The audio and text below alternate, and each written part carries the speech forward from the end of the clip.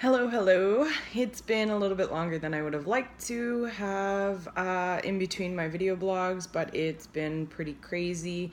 Just got back from San Francisco last weekend. Then, not this weekend, but the weekend after, I'm heading to Portland to Kabuki Strength Lab.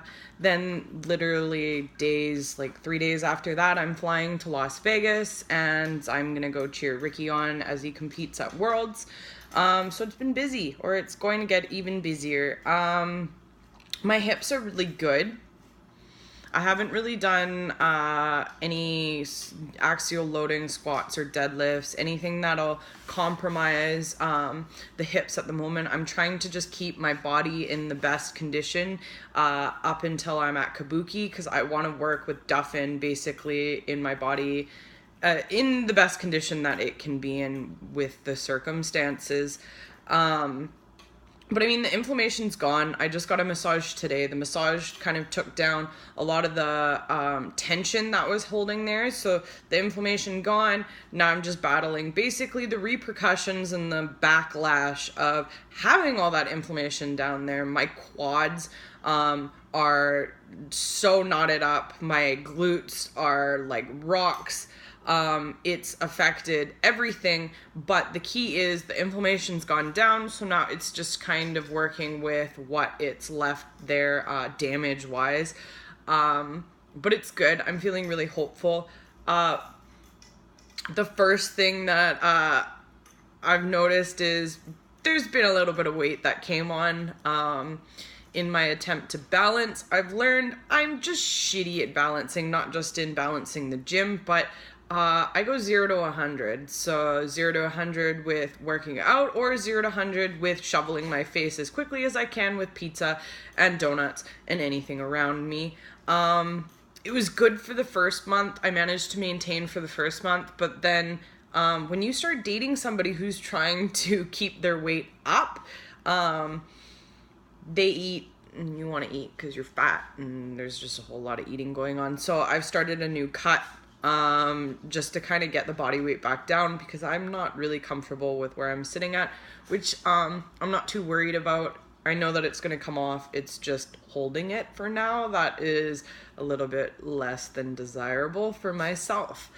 The other thing that I'm combating is there's going to be a little bit of a mental barrier that I'm going to have to break through getting back into powerlifting. I already know that it is a serious concern of mine getting under the bar again and having something go awry. So an issue with things being, I don't know why the inflammation happens.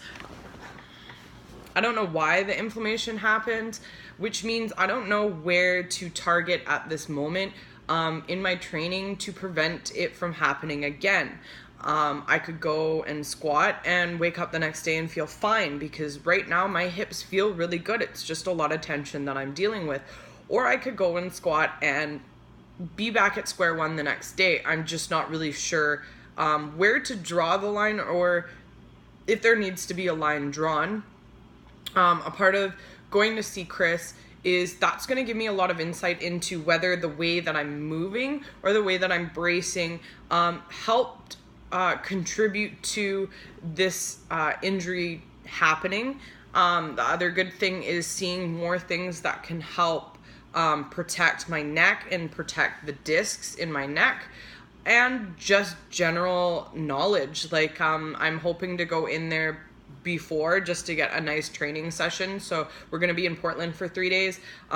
Ricky's going to have to do a little bit of light work for Worlds. He'll be basically resting, but just kind of light movements to keep things moving. And I'm just going to suck the knowledge out of whoever I can. The thing with powerlifting, and I find not a lot of people do, is tapping into your resources. I have Chris Duffin's Bracing is Not Breathing seminar lecture on the TV right now that I'm planning on watching after this.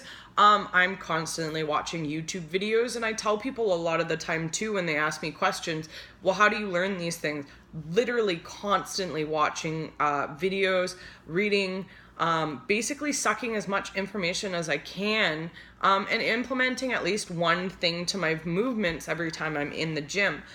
So going down there, I'm excited to meet Tony Montgomery and pick his brain, excited to meet Chris Duffin, pick his brain, just really suck as much as I can information out of people to implement into my own training, to just make myself a little bit smarter, stronger, more logical in my movement and the way that I'm training. It's always good to get knowledge out of multiple different people with multiple different training styles. I'm a firm believer, and I train this way, and not subscribing to one methodology of powerlifting, and going and learning a bunch of them and taking the stuff that works for you and making a program for yourself that has good is programmed for you. So that's important as well. That's just kind of what things are looking like for me. Hopefully get some more content for you up. I'm hoping to maybe put something together for your video that goes over your first meet day. I've been getting a lot of questions from people lately about, the mental side of meet day, and is anxiety normal? And the answer is yeah, it is. Meet day is a very stressful time. Coming up, you're questioning whether you're going to make your weights or not, whether you're going to perform. So I'm going to put together a little bit of a video that of what I do, because I consider myself a fairly calm and level-headed lifter on meet day. I've just always been very good at the mental side of that. Other than that, yeah. Gonna get to watching videos, and ate chicken and beans today. Woo! The glorious side of the cut. I'm really missing the pizza and donuts right about now. But yeah, like, subscribe, and share, and keep it sleazy.